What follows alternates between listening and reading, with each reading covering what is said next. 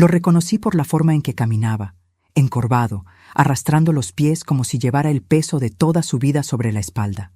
Nunca imaginé que volvería a ver así al hombre que una vez fue mi esposo, hurgando entre bolsas rotas y latas aplastadas para sobrevivir. Yo salía del banco con un folder bajo el brazo cuando lo vi inclinarse junto a un contenedor, separar desperdicios con manos sucias y guardar las latas en un costal viejo. Mi corazón se detuvo. El mundo entero pareció encogerse hasta ese rincón de la calle. Ahí estaba él, desnutrido, con la barba crecida, el cabello blanco enredado, la ropa llena de manchas. Y aún así, era él, el hombre que un día compartió mi cama, mi mesa, mis sueños. Me quedé paralizada en la acera, incapaz de dar un solo paso. Recordé el día en que se fue de casa sin una explicación clara, dejando solo una carta breve y fría. Es lo mejor para ti. Aquel abandono me rompió por dentro durante años. Pasé de la rabia al desprecio, del desprecio a una tristeza que nunca se fue del todo. Y ahora, después de tanto tiempo, la vida me lo mostraba así, reducido a un recolector de latas, invisible para todos los que pasaban a su lado.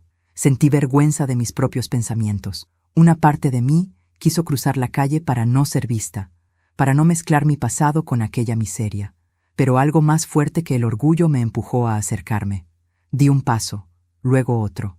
Mis tacones sonaron contra el pavimento y él alzó la cabeza por instinto. Nuestros ojos se encontraron. Durante un segundo no me reconoció. Después vi el golpe de la memoria atravesarle el rostro. Sus manos temblaron. Intentó alejarse, como si yo fuera un fantasma que venía a cobrarle una deuda impagable. ¿Eres tú?, pregunté con un hilo de voz que no parecía mío. Él bajó la mirada, avergonzado. No deberías verme así, dijo. Olvídalo. Sigue tu camino. Pero antes de continuar, quiero hacerte una invitación muy especial. Suscríbete al canal y deja tu me gusta. Esto me ayuda a ver que me apoyas y disfrutas de mis historias. Y comenta aquí abajo desde qué ciudad nos estás viendo. Ahora, continuemos. No seguí mi camino. Me quedé allí, frente a él, con el corazón saliéndose del pecho. Lo miré mejor. Los zapatos rotos, los dedos agrietados por el frío, los ojos hundidos por el hambre. Nada en ese hombre se parecía al que yo conocí, al ingeniero respetado que vestía trajes limpios y hablaba de proyectos con ilusión. Dime por qué estás viviendo así, exigí, ya sin poder esconder el temblor. Dopo de todo lo que pasó, necesito saber. Él apretó los labios, miró alrededor como si temiera que alguien escuchara. Luego negó lentamente con la cabeza. No debiste volver a verme nunca, susurró. Yo hice todo para que no tuvieras que cargar con esto. Me acerqué más. Podía oler el sudor viejo, la calle, la pobreza. ¿Con qué?, pregunté. ¿Con qué hiciste todo esto, Joaquín? Fue entonces cuando levantó la vista y con los ojos llenos de lágrimas soltó la frase que me partió en dos. Fue para salvarte a ti. Sentí que me faltaba el aire. Las piernas me flaquearon. Lo tomé del brazo para que no se cayera. ¿Salvarme de qué?, dije casi suplicando. Joaquín intentó mantenerse en pie, pero su cuerpo ya no respondía. Se desmayó en mis brazos, desplomándose sobre el asfalto sucio como un árbol viejo que ya no puede sostenerse. Grité pidiendo ayuda. Un par de transeúntes se acercaron. Llamamos a una ambulancia. Mientras esperábamos, me arrodillé junto a él, sosteniéndole la cabeza contra mi regazo, como alguna vez hice cuando éramos jóvenes y enfermaba. Jamás pensé que volvería a tenerlo así, frágil, vencido. En la ambulancia, el médico dijo que estaba deshidratado, con anemia severa y signos de desnutrición crónica. Yo apenas podía procesar esas palabras. Todo lo que veía era su rostro pálido y esa frase, fue para salvarte a ti. En el hospital lo atendieron de urgencia. Me informaron que había sido visto varias veces en la zona, durmiendo en refugios improvisados, rechazando ayuda, sin documentos en regla. Cuando despertó horas después, yo seguía allí. Vete, me dijo apenas abrió los ojos. Ya no me pertenece tu preocupación.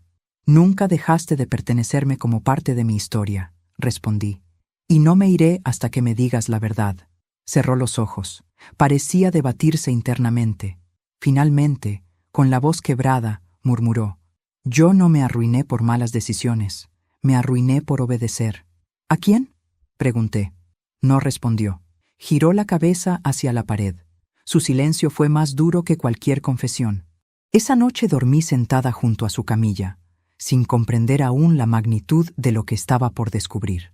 Pensé en nuestro matrimonio, en las discusiones sin explicación, en su repentina huida, en los papeles legales que llegaron después como un golpe seco, en la ruina que yo también viví cuando me dejó sola con deudas que nunca entendí. Al amanecer, cuando él volvió a abrir los ojos, me miró con una tristeza profunda. Todo lo lo perdí para que tú siguieras viva, dijo. Y aún así, tú me odiaste. Sentí un nudo terrible en la garganta. Yo no sabía nada, respondí. Yo creí que me habías traicionado. Una lágrima se deslizó por su mejilla sucia. Eso era lo que necesitaba que creyeras.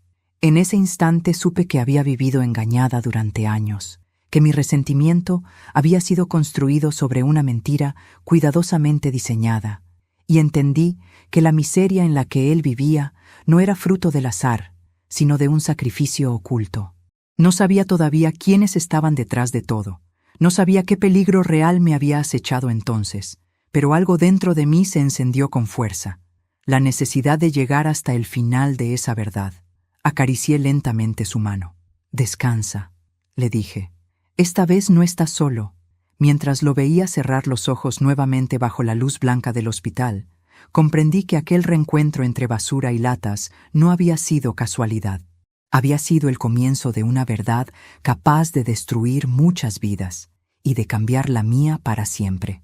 Joaquín durmió casi todo el día siguiente, sedado por los calmantes y agotado por años de abandono. Yo permanecí a su lado sin saber exactamente por qué, solo con la certeza de que, si me iba, algo importante volvería a perderse entre las sombras. Mientras lo observaba respirar con dificultad, los recuerdos comenzaron a desfilar sin permiso por mi mente, como un río que rompe diques antiguos. Lo conocí cuando yo tenía 28 años.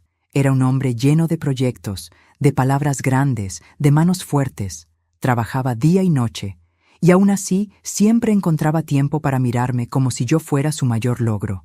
Me prometió un futuro estable, una casa propia, viajes, tranquilidad, y durante muchos años cumplió. No éramos ricos, pero éramos felices a nuestra manera. Yo cosía, administraba, hacía rendir cada moneda. Él construía, arreglaba, soñaba. Nuestro matrimonio no fue perfecto. Tuvimos discusiones, silencios largos, heridas pequeñas que nunca terminaban de cerrar. Pero jamás imaginé que el final llegaría como llegó, frío, sin gritos, sin explicaciones, sin una sola palabra que me permitiera entenderlo. Una mañana simplemente no volvió del trabajo. Pasaron 2 días sin noticias. Fui a la comisaría, a los hospitales, a su oficina. Nadie sabía nada. El tercero apareció un abogado en mi casa con un sobre cerrado. Dentro había una carta breve, escrita con su letra. Perdóname. Es lo mejor para ti. No intentes buscarme. Nada más. Ese fue el día en que mi mundo empezó a romperse por dentro. Durante semanas lo llamé sin descanso. Le escribí. Su número dejó de existir. Nadie me respondía. Y poco a poco llegaron los golpes finales. Deudas que yo desconocía, cuentas vacías, propiedades embargadas. Los papeles legales aparecían uno tras otro como una lluvia venenosa. En menos de 6 meses, lo había perdido todo. A mi esposo, mi estabilidad, mi hogar. Me vi obligada a mudarme a una habitación pequeña y comenzar de nuevo a los 47 años. Muchos me miraban con lástima, otros con sospecha. Algunos incluso me culpaban por su abandono. Algo habrás hecho, decían. Yo los dejaba decir, porque ni siquiera yo me entendía a mí misma. Durante años lo odié. Lo odié por marcharse sin explicaciones, por dejarme sola con la vergüenza, con los acreedores, con los recuerdos. Lo odié por no luchar, por no dar la cara, por desaparecer como si nuestra vida juntos hubiera sido un error que debía borrarse. Esa noche, sentada al lado de su cama de hospital, aquel odio comenzó a resquebrajarse por primera vez. Cuando volvió a despertar, pedí a las enfermeras que nos dejaran solos. Cerré la puerta con cuidado. Joaquín me miró con cansancio. Sus ojos ya no eran los de antes. Estaban rotos por algo más profundo que la pobreza. Cuéntamelo todo, le dije sin rodeos. No me mientas más. Ya no tiene sentido. Guardó silencio durante mucho tiempo. Su respiración era pesada. Finalmente habló. El día que desaparecí, ese mismo día debía morir. Sentí que el pecho me explotaba. ¿Cómo puedes decir eso?, susurré. Porque fue lo que me ordenaron, respondió. Y elegí otra cosa. Lo miré sin comprender. ¿Quién te dio esa orden? Tragó saliva. Gente peligrosa, muy peligrosa. Todo en su rostro era verdad. No la verdad que grita, sino la que pesa. Me acusaron de un fraude que yo no cometí, continuó. Un proyecto donde yo solo firmé documentos que me obligaron a firmar. Cuando quise denunciar, me mostraron pruebas falsas, testigos comprados, y una fotografía tuya saliendo de nuestro edificio. Sentí un escalofrío. Me dijeron que si hablaba, si intentaba limpiar mi nombre, tú pagarías el precio. Las palabras me atravesaron como cuchillos. ¿Y por eso huiste?, pregunté con un hilo de voz. No huí, respondió con amargura. Me borré. Me contó entonces que aceptó cargar con una culpa que no era suya. Firmó acuerdos, entregó bienes, dejó vaciar nuestras cuentas para que la historia pareciera creíble, para que nadie dudara de su caída, para que aquellos hombres no volvieran a mirarme a mí. Tenías que odiarme, dijo. Era la única manera de que no sospecharas nada. Yo lloraba en silencio, apretándome las manos para no romperme en pedazos. ¿Todos estos años, todo lo que sufrí, fue para protegerme?, pregunté. Para salvarte la vida, respondió. Me tapé la boca con la mano. Sentí que 40 años de rencor se derrumbaban de golpe, dejando solo un vacío doloroso. ¿Y por qué nunca volviste?, susurré. Porque ellos seguían vigilando, dijo. Cada vez que intentaba acercarme, alguien me recordaba que seguías viva solo porque yo cumplía. Comprendí entonces su miseria no como una consecuencia, sino como una condición impuesta. Aquella noche no dormí. Caminé por los pasillos del hospital sin rumbo, con la mente llena de imágenes nuevas que reescribían toda mi historia. Mi odio, mi abandono, mi ruina, todo había sido parte de una misma operación de control. A la mañana siguiente, regresé a su cama con una determinación distinta. «Sabes que ahora no puedo desoír esto», le dije. «Ya no soy la mujer asustada de antes». Él me miró con preocupación. «No remuevas el pasado», me pidió. «El pasado mata». «El silencio también», respondí. Y yo ya guardé silencio demasiados años. Trató de incorporarse. «Si hablo, si tú hablas, ellos vendrán». «Que vengan», dije sin temblar. «Esta vez no estarás solo». Por primera vez en mucho tiempo vi miedo en sus ojos. No por él, por mí. «Tú no sabes contra quién te estás metiendo», murmuró. «Tampoco tú sabías cuántos años de vida me estabas robando con tu silencio», respondí. Apretó los labios. Lloró sin hacer ruido. Ese mismo día comenzaron a aparecer personas extrañas en el hospital, hombres que no parecían familiares de nadie. Preguntaban por camas que no existían. Observaban desde lejos. Joaquín me tomó la mano con desesperación. «Ya empezaron», susurró. Yo lo miré con la calma de quien ya ha perdido demasiado como para retroceder. Entonces también ya comenzó el final de esta historia, porque si él se había convertido en un fantasma para salvarme, yo ahora estaba dispuesta a convertirme en la mujer que lo devolvería a la vida y a hacer pagar a quienes lo habían destruido.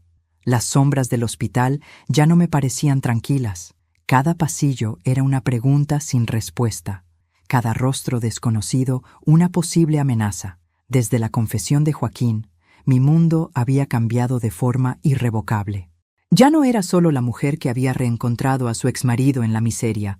Ahora era una pieza dentro de una historia de miedo, de hombres invisibles, de silencios comprados con ruina. Esa noche, mientras él dormía, regresé a la sala de espera con la cabeza ardiendo. Pensé en todo lo que había vivido después de su desaparición. Las deudas que me ahogaron, la vergüenza de pedir ayuda, las miradas de quienes creían que yo había sido abandonada por culpa mía. Cada recuerdo adquiría ahora un matiz nuevo, oscuro. Todo había sido una puesta en escena para protegerme, y yo había sido la única que no lo sabía. Al amanecer volví a su habitación. Joaquín despertó con dificultad. Le llevé un poco de agua. Me miró como si temiera que yo ya no estuviera allí, como si pensara que su verdad me hubiera espantado. «Sigo aquí», le dije. Asintió con alivio. Permanecimos en silencio unos segundos hasta que fui yo quien rompió el hielo. «Quiero los nombres», dije. «Ya no basta con entender el pasado. Necesito saber quiénes te destruyeron». Cerró los ojos. Su mano se aferró a la sábana con fuerza. «No todos los nombres se dicen en voz alta», respondió. «Algunos se pronuncian solo una vez, y luego cuestan la vida. La mía ya estuvo en peligro sin que yo lo supiera», contesté. «No tendrás que volver a cargar solo con esto». Respiró hondo. «Todo empezó con un proyecto grande», dijo. «Una obra pública, millonaria. Yo era el encargado técnico, nada más. Pero los contratos estaban llenos de trampas. Empresas fantasmas, facturas infladas, desvío de dinero. Cuando lo descubrí, pensé que debía denunciarlo. Su voz se quebró. Esa misma noche recibí la primera amenaza. Me explicó que, al principio, creyó que podría salir de aquello pagando, renunciando, desapareciendo. Pero ellos nunca quisieron solo su silencio. Querían un culpable. Querían un nombre limpio que cargar con todo. Y él, por su posición y por su expediente intachable, era perfecto.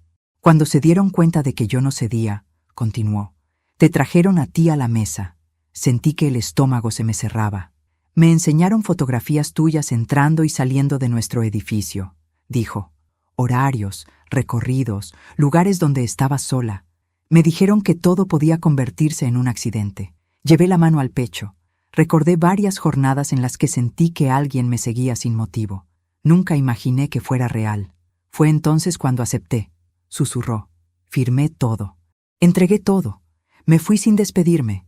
Tenía que odiarme, para que no intentaras buscarme, para que ellos supieran que conmigo el chantaje funcionaba. Yo lloré en silencio. ¿Y todo lo que nos quitaron? Pregunté. ¿Las cuentas? ¿La casa?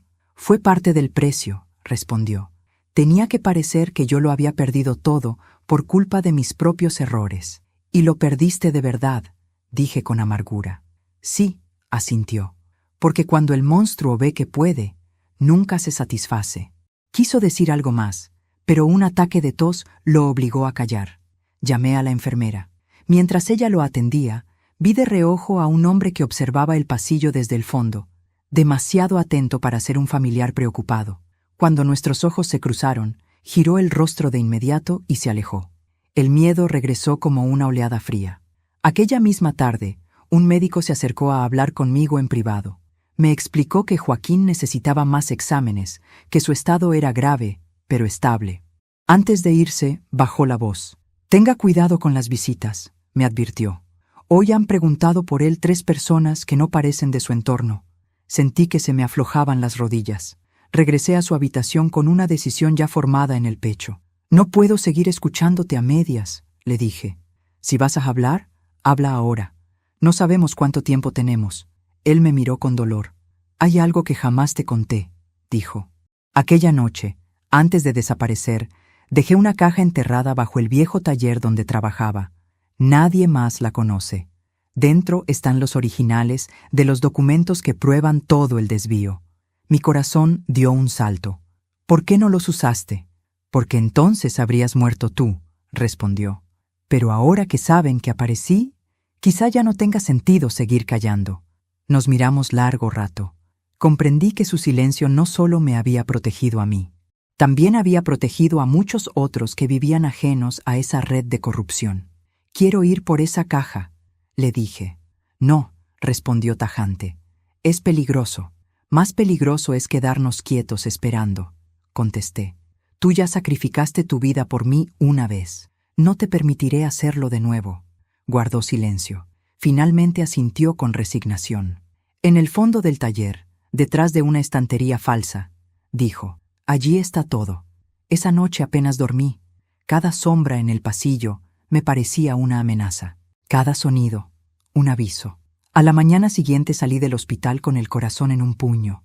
Tomé un taxi y me dirigí al antiguo taller, ahora convertido en una bodega casi abandonada. El lugar olía a aceite viejo y polvo. Caminé con pasos lentos, conteniendo la respiración. Encontré la estantería, moví cajas, toqué la pared hasta encontrar un hueco irregular. Cavé con una herramienta oxidada que estaba allí. Mis manos temblaban cuando toqué la caja metálica enterrada. La saqué con esfuerzo. Estaba pesada. La abrí con la llave que Joaquín me había descrito con palabras. Dentro había carpetas selladas, memorias, contratos con firmas verdaderas, fotos, grabaciones, pruebas suficientes para tumbar a más de un nombre poderoso. Sentí una mezcla de terror y determinación. No alcanzaba con saber la verdad. Ahora yo la tenía en las manos. Al salir del taller, vi un auto estacionado a media cuadra que encendió el motor enseguida. Caminé sin mirar atrás hasta una esquina llena de gente y entré en una tienda. Esperé, observé. El auto dio vueltas y finalmente desapareció. El juego ya no era secreto. Regresé al hospital con la caja dentro de una bolsa común. Joaquín me esperaba despierto. Cuando vio mis ojos, entendió que lo había logrado.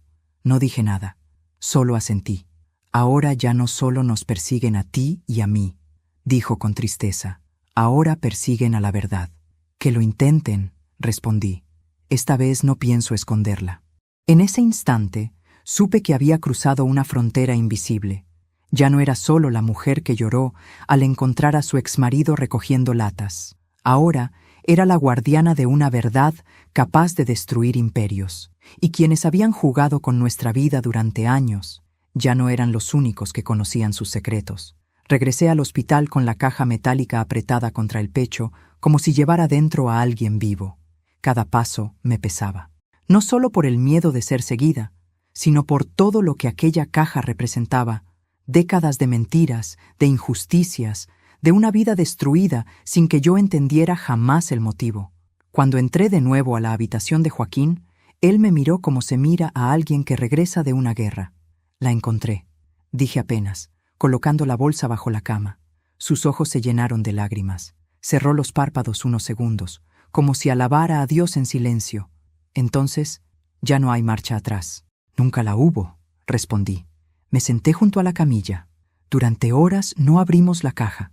Nos quedamos en silencio, escuchando los sonidos del hospital, como si necesitáramos reunir fuerzas para enfrentar lo que venía. Finalmente, con manos temblorosas, la abrí. Dentro había carpetas rotuladas por años, fechas, sellos, nombres que yo no conocía, pero que Joaquín sí.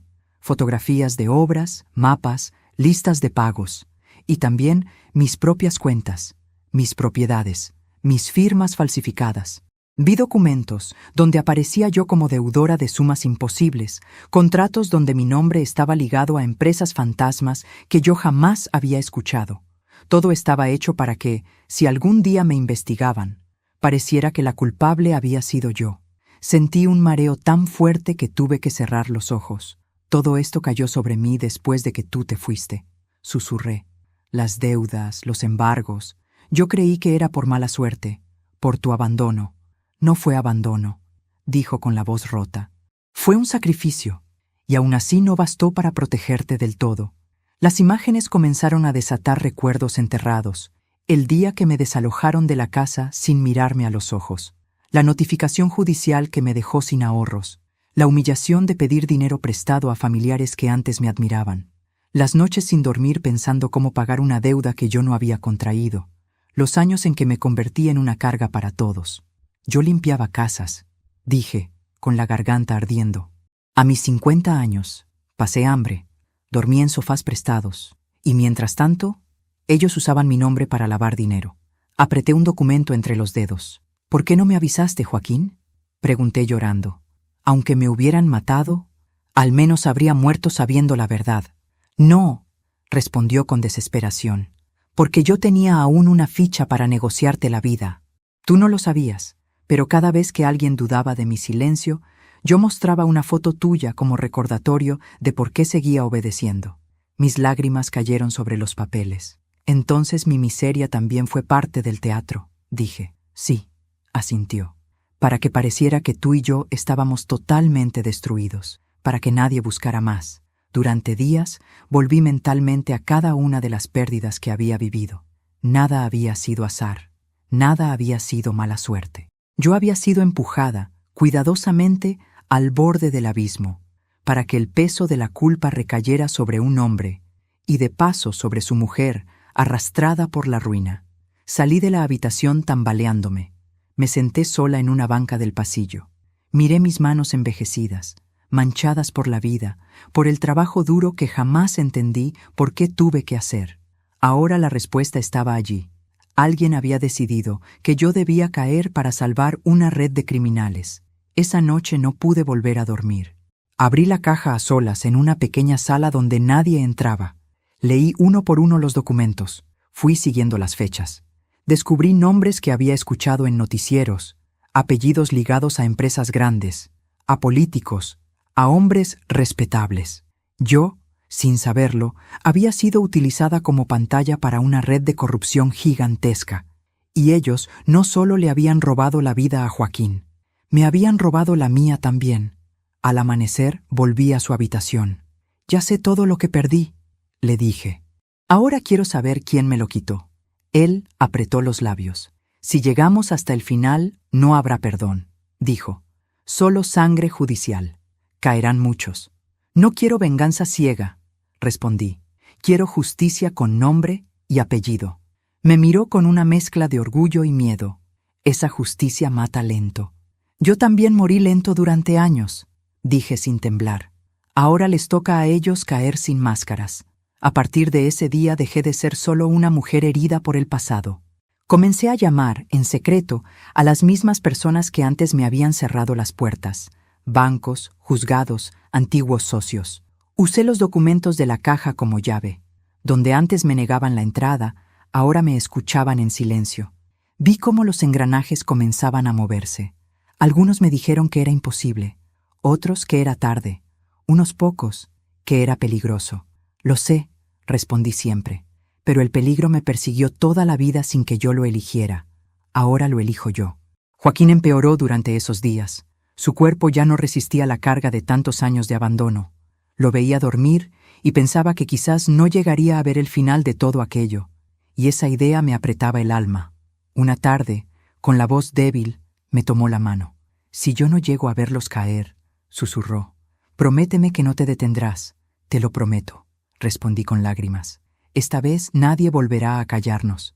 Afuera del hospital comenzaron a aparecer rostros nuevos, hombres de traje, autos oscuros, llamadas sin voz, advertencias veladas. Sabía que las piezas del otro lado del tablero también se estaban moviendo, pero ya no estaba sola. Ya no era la mujer engañada del pasado. Ahora era la mujer que había descubierto por qué le habían robado la vida. Y cuando una mujer entiende por qué cayó, se vuelve mucho más peligrosa que antes de caer, porque ya no lucha solo por sobrevivir, lucha por recuperar cada año que le arrebataron, y yo acababa de comenzar. La habitación del hospital estaba en penumbra cuando regresé después de otra jornada de llamadas, citas y silencios incómodos. Joaquín dormía inquieto. Su pecho subía y bajaba con dificultad, como si cada respiración arrastrara un peso invisible. Me senté junto a él con la caja de metal aún resonando en mi memoria. Afuera, la noche parecía demasiado tranquila para todo lo que estaba a punto de estallar. Cuando abrió los ojos, me miró con una mezcla de gratitud y culpa. «Ya empezaron a moverse, ¿verdad?», susurró. «Sí», respondí. «Ya saben que alguien tiene los documentos». Cerró los ojos con cansancio. «Entonces, ya no hay forma fácil de salir de esto». «Nunca la hubo», le dije. «Pero ahora, por primera vez, no eres solo tú contra ellos». Guardamos silencio unos segundos. Después me incliné un poco hacia él. «Hay algo más que no me has dicho, Joaquín. Lo sé, lo veo en tu mirada, y lo necesito todo. Ahora». Su rostro se endureció. Por primera vez, desde que lo había reencontrado, vi verdadero terror en sus ojos. «Eso es lo único que no debí contarte nunca», murmuró, «porque cuando lo sepas, ya no habrá marcha atrás para ti».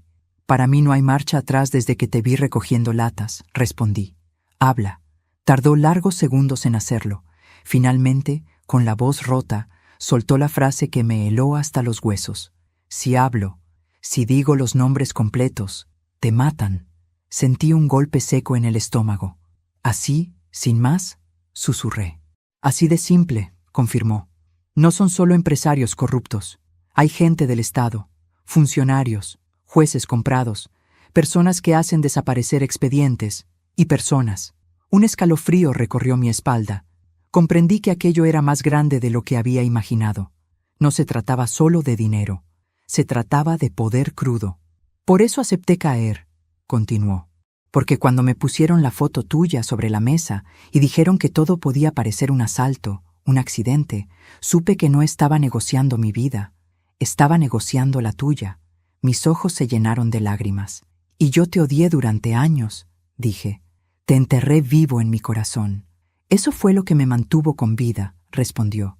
Saber que, mientras tú me odiaras, estabas a salvo. Me cubrí el rostro con las manos. El pasado se reescribía a golpes dentro de mí. Cada recuerdo de rabia se transformaba ahora en un acto de amor torcido, doloroso, extremo. Dime los nombres, insistí, aunque me maten mañana. Él negó con la cabeza. Primero hay que asegurar las pruebas. No basta con tener la caja. Ellos pueden borrar rastros, fabricar incendios, asaltos, accidentes. Necesitamos que la verdad salga de una forma que no puedan tapar. ¿Cómo? Con prensa, con fiscales limpios, con testigos internacionales si es necesario. Respiré hondo. Entendí que esto ya no era solo una tragedia familiar, era una guerra contra una estructura podrida. Entonces, háblame de ellos, dije, aunque sea sin nombres aún. Joaquín cerró los ojos y comenzó a relatar en fragmentos. Un consorcio de empresas, licitaciones amañadas, desvíos de millones, obras que nunca se terminaron, funcionarios que firmaban a cambio de sobres, abogados encargados de silenciar a quien se rebelara. Me habló de un contador que apareció suicidado, de un ingeniero que se fugó tras una acusación falsa, de un concejal que murió en un supuesto accidente de casa. Todos sabían demasiado, susurró, como yo, y yo, sin saberlo, había sido la moneda de cambio. Esa noche dejé el hospital con un nudo en el pecho. Caminé por la vereda mirando a cada extraño como posible enemigo. Por primera vez sentí miedo real, físico, no solo emocional. Aún así, no me detuve. Al día siguiente, con la ayuda de un viejo periodista que había investigado grandes casos años atrás, comencé a mover hilos con extremo cuidado. Le mostré solo una parte mínima de los documentos, lo suficiente para que supiera que aquello era real y enorme. Si esto es verdad, me dijo, más de uno va a querer tu cabeza. Ya la quisieron antes, respondí. Solo que yo no lo sabía. Esa misma tarde, recibí la primera advertencia directa. Un papel doblado, deslizado bajo la puerta de mi casa de alquiler. Deje el pasado donde estaba, o se irá con él. Temblé, pero no retrocedí. Volví al hospital esa noche. Joaquín me observó apenas entré. «Ya te avisaron, ¿verdad?» Asentí. «Sí, ya empezaron».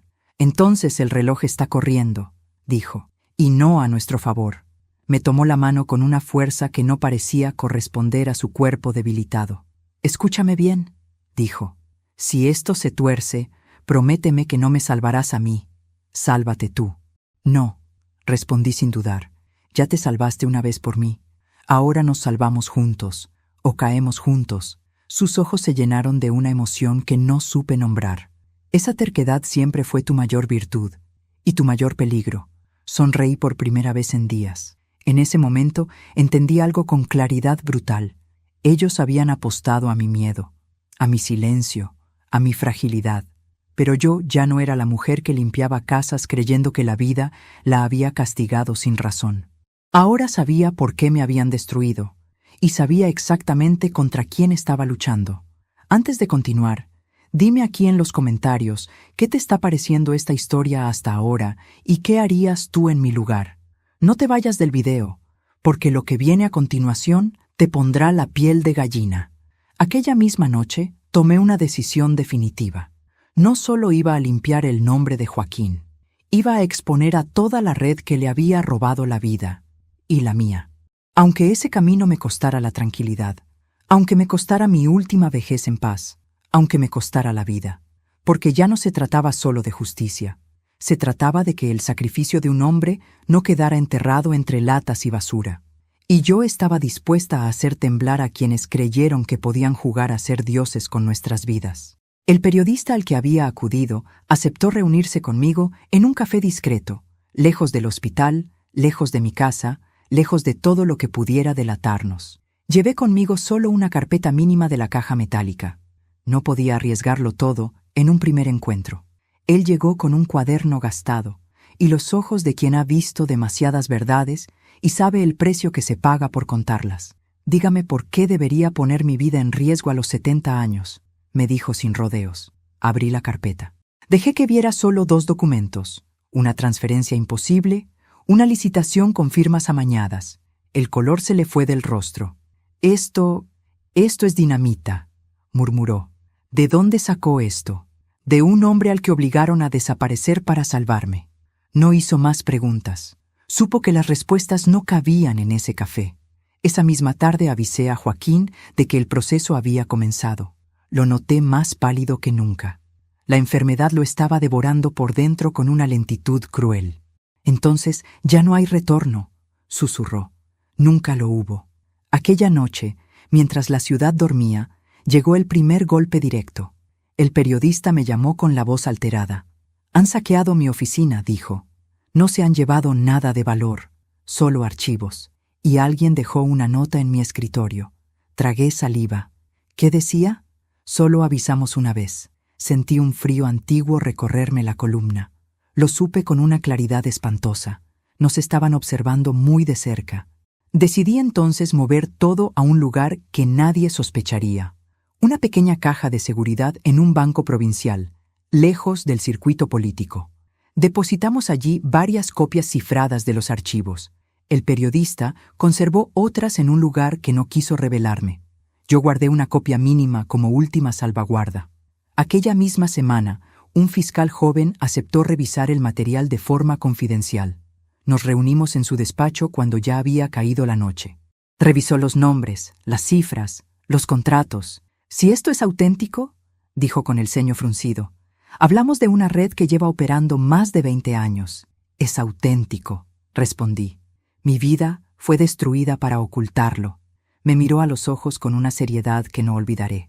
«Entonces no solo busca justicia personal, está a punto de tocar a gente muy poderosa». Ellos tocaron primero. El fiscal asintió. «Voy a proteger este expediente como si fuera mi propia familia». Salí de allí temblando. No de miedo, de vértigo. Pero el enemigo no dormía. 2 noches después, al regresar a mi casa de alquiler, encontré la puerta apenas entreabierta. Todo estaba revuelto. Los cajones abiertos, las fotografías desparramadas por el suelo. Nada de valor faltaba. Nada excepto una cosa. Mi álbum viejo de bodas. El mensaje era claro. «Sabemos quién eres. Sabemos a quién amas». Esa madrugada abracé a Joaquín sin decir palabra. Él entendió. «Ahora van a atacar donde más duele», susurró. «Ya lo hicieron antes», respondí. «Ya nada me quiebra como antes». Pero mentía, porque el miedo por él sí podía quebrarme. Días después llegó el golpe que casi nos destruye del todo. Joaquín empeoró de forma abrupta. Fiebre alta, fallas respiratorias. Lo trasladaron de urgencia a terapia intensiva. Los médicos me hablaron con una crudeza que ya conocía. Si resiste las próximas 48 horas, tendrá chance. Pasé la noche entera sentada fuera de la unidad, con la mirada fija en una pared blanca. Pensé que quizá nunca vería caer a los culpables, que tal vez su sacrificio quedaría incompleto. La culpa me apretaba el pecho como un yunque. Al amanecer, el fiscal me llamó. «Vamos a ejecutar los primeros allanamientos hoy». Mi corazón dio un vuelco. ¿Tan pronto? Si esperamos más, destruirán todo. Ya lo están intentando. Las horas siguientes fueron una pesadilla lenta. Noticias fragmentadas, llamadas cortas, operativos simultáneos, oficinas intervenidas, servidores incautados, empresarios respetables citados de urgencia. A media tarde, el periodista me envió un solo mensaje: «Esto va a explotar». Y explotó.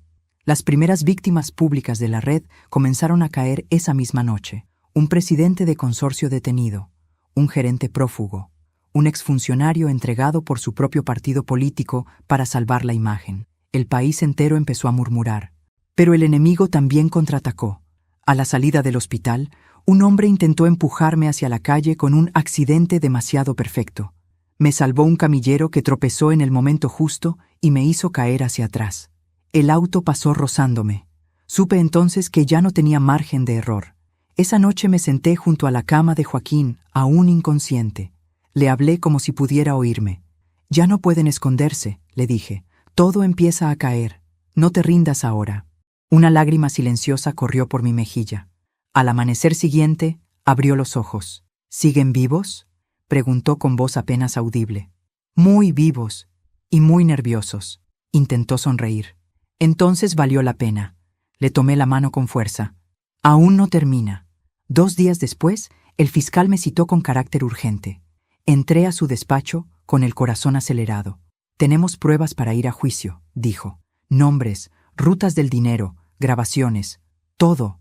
«¿Y los más grandes?». Guardó silencio un segundo. «También». Sentí que las piernas me temblaban. «Entonces, ¿es ahora o nunca?». «Exacto». Cuando salí de allí, supe que la historia que había comenzado entre bolsas de basura estaba a punto de llegar a su punto de no retorno. Ya no éramos solo 2 víctimas. Éramos la grieta por donde se estaba derrumbando un imperio entero. Esa noche se lo dije a Joaquín. «Van a caer», susurré. «Todos». Él cerró los ojos con una paz que no había visto antes. «Entonces ya puedo irme tranquilo, cuando toque». «No hables así», le pedí. «Alguien tiene que pagar también por los silencios de los justos», respondió. Comprendí entonces que el archivo no solo había cambiado la historia de un país, había cambiado el destino de un hombre que aceptó perderlo todo para que yo siguiera respirando. Y ahora, por primera vez, su verdad estaba a punto de ser escrita con letras que ya nadie podría borrar. El primer nombre apareció en los noticieros un martes al amanecer. Yo estaba sentada junto a la cama de Joaquín cuando el presentador pronunció, con voz solemne, el de un empresario al que todos admiraban. Lo vi en la pantalla esposado, con el rostro cubierto por una mano temblorosa. Sentí un estremecimiento recorrerme el cuerpo. No era alegría, era vértigo. La verdad acababa de cruzar el umbral del secreto para volverse pública. «Ya empezó», susurré. Joaquín abrió los ojos con dificultad y miró la pantalla. «Nunca pensé que viviría para ver esto», dijo con un hilo de voz. Ese mismo día cayó el segundo. Y el tercero. Allanamientos en distintos puntos de la ciudad, servidores incautados, oficinas cerradas con cintas judiciales. La red comenzaba a deshilacharse ante los ojos de todos. Los mismos hombres que durante años caminaron escoltados por el poder, ahora bajaban la cabeza frente a las cámaras. Pero nada de eso era limpio ni ordenado. Cada caída traía consigo un contraataque. Llamadas anónimas al hospital. Personas desconocidas que se detenían en la puerta más tiempo del necesario. Una nota deslizada bajo la silla de ruedas de Joaquín que decía: «Esto todavía no terminó». El fiscal me citó de urgencia 2 días después. «Necesitamos su testimonio formal», me dijo, no como la exesposa de él, sino como la principal depositaria de la documentación. Sentí un peso enorme caer sobre mis hombros. «¿Es seguro?». «En este punto, nada lo es», respondió. «Pero sin su testimonio, algunos intentarán negociar su salida». Acepté. El día de mi declaración, el edificio judicial estaba rodeado de prensa. Al entrar, sentí que cada mirada me atravesaba como un dardo. Yo, una mujer de 67 años, que durante tanto tiempo fue invisible, ahora era la pieza clave de un proceso que sacudía a medio país. Dentro de la sala estaban ellos, algunos con trajes impecables, otros con la dignidad ya rota. Reconocí a 2 de los nombres que Joaquín me había dicho entre susurros en el hospital. Sentí un temblor frío en las manos, pero no me detuve. El fiscal comenzó a nombrar fechas, cifras, contratos. Luego me llamó al estrado. «¿Reconoce estos documentos?», preguntó mostrándome una carpeta. «Sí», respondí. «Durante años pensé que eran la causa de mi ruina. Hoy sé que eran el mecanismo de su crimen». El murmullo recorrió la sala. «¿Puede explicar cómo llegaron a su poder?». Respiré hondo y conté todo. El taller, la caja enterrada, la confesión de Joaquín, las pruebas, las amenazas, la persecución. No omití nada. Cada palabra era una losa que caía sobre aquellos hombres que durante décadas jugaron a mover vidas como piezas sacrificables. Uno de ellos se levantó de pronto y me señaló con rabia. «Esta mujer miente», gritó. «Está manipulada por un criminal». El juez ordenó silencio. «Esa mujer», dijo mirando a todos con severidad. Es la razón por la que hoy estamos aquí. Y ustedes, señores, son la razón por la que ella vivió marcada por la ruina. Sentí las rodillas aflojarse. El fiscal me sostuvo el brazo para que pudiera sentarme. Horas después, cuando la audiencia terminó, ya no quedaban dudas. Las pruebas eran abrumadoras. Varias prisiones preventivas quedaron firmadas ese mismo día. Algunos intentaron negociar. Otros se declararon víctimas. 2 pidieron protección por temor a represalias. El castillo de poder se desmoronaba desde dentro. Volví al hospital con el corazón desbordado. Joaquín me esperaba despierto. ¿Cayeron?, preguntó. Sí, respondí con lágrimas. Empezaron a caer. Cerró los ojos y sonrió con una paz que me dolió. Entonces ya puedo descansar un poco. No te atrevas a rendirte ahora, le dije apretándole la mano. Aún falta lo más importante. ¿Qué falta? Que limpien tu nombre, respondí. 3 días después estalló la noticia que cerró el círculo. Un funcionario de alto nivel, hasta entonces intocable, fue detenido al intentar salir del país con documentación falsa. En su computadora encontraron registros directos de las operaciones ilegales y, entre ellas, el nombre de Joaquín figuraba como chivo expiatorio principal, con instrucciones claras de sostener la caída para proteger la cima. El fiscal vino en persona al hospital. «Señor Joaquín», dijo con solemnidad, «oficialmente usted queda exonerado de todo cargo. Su nombre ha sido limpio ante la justicia». Joaquín me miró sin comprender. «Eso significa que usted fue víctima de una extorsión criminal», completó el fiscal, «y que su sacrificio permitió desmantelar una de las redes más grandes del país». Joaquín comenzó a llorar en silencio. Yo lo abracé con cuidado para no dañarlo. «Lo logramos», susurré. «Después de tantos años, lo logramos, pero la justicia siempre llega con un precio».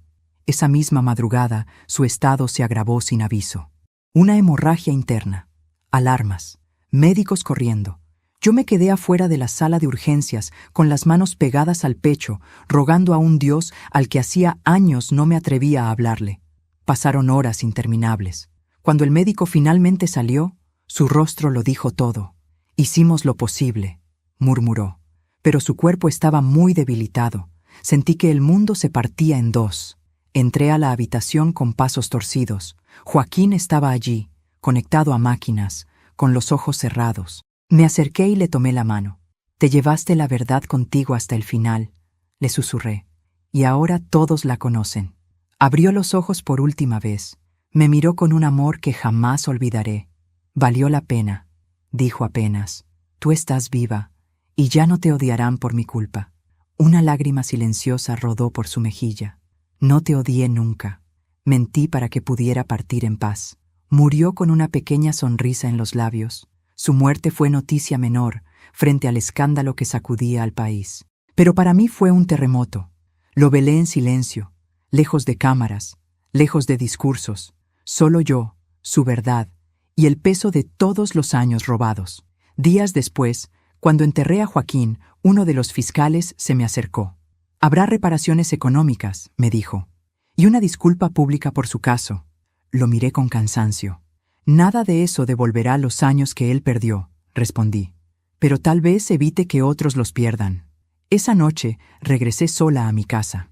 Encendí una luz pequeña y me senté en la cama sin fuerzas. La red había caído. Los culpables estaban presos o huyendo. La verdad estaba escrita en todos los periódicos. La justicia había llegado, pero el amor que había sostenido todo aquello ya no estaba. Aún así, comprendí algo que me estremeció. La venganza que yo había buscado no era verlos humillados, sino ver la verdad en pie. Y esa venganza ya estaba cumplida. El día después del entierro amaneció con un cielo gris, espeso, como si el mundo también estuviera de luto. Me desperté en mi casa vacía, con un silencio que ya no era amenaza, sino ausencia. Durante años había vivido acompañada por el ruido del resentimiento, del miedo, de la duda. Ahora todo eso había terminado, y con ello también había terminado Joaquín.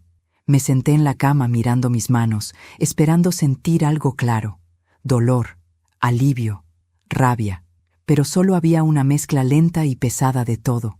Salí a caminar sin rumbo. La ciudad seguía viva, indiferente al hombre que había muerto para salvarme. Gente apurada, niños yendo a la escuela, vendedores gritando ofertas. Nadie sabía que bajo mis costillas latía una historia terrible y silenciosa.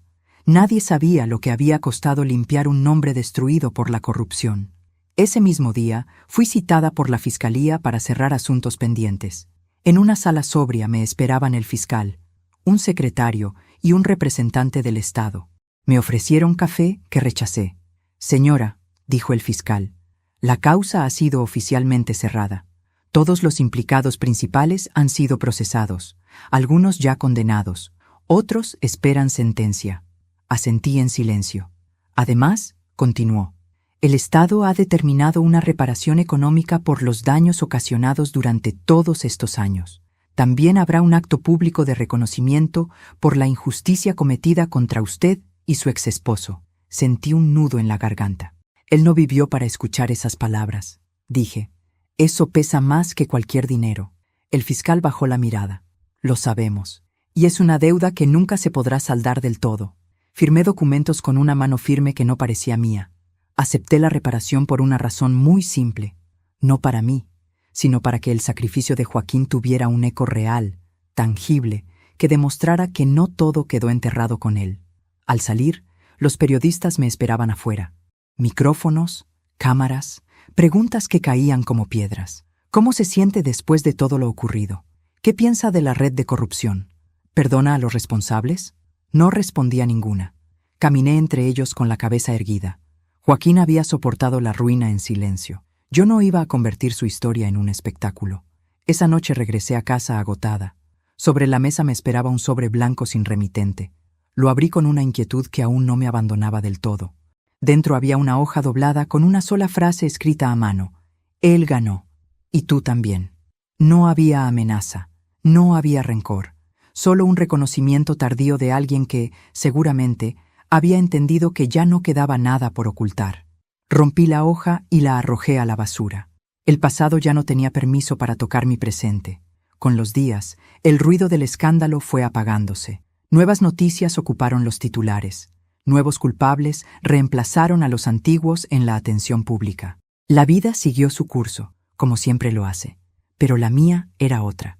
Vendí la pequeña casa donde había vivido durante años de pobreza y compré un departamento modesto, luminoso, con una ventana grande que da a un parque.